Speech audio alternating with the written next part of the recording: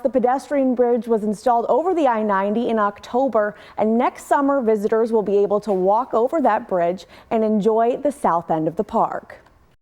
Ralph Wilson Park will be a destination. It will be a magnet for people to come to Buffalo. Katie Campos, the executive director of the Ralph Wilson Park Conservancy, says construction of the park is underway and phase 1 is on track to be complete next summer. Finishing up the shoreline, laying the soils. This whole park is about elevation changes. You can see it behind us.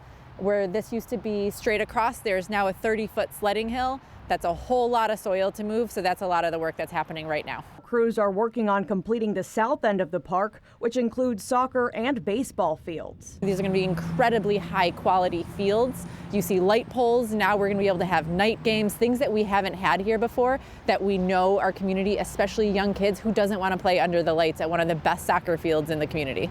Campos says the park will be an asset for the neighborhood. Campos says Ralph Wilson Park will offer bike and walking paths and a new view for residents.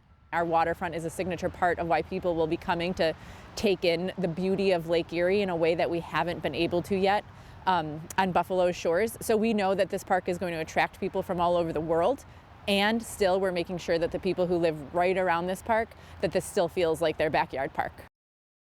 At the Waterfront Elementary School on May 20th, the Ralph Wilson Park Conservancy will have their annual community meeting where they'll share an update on construction progress.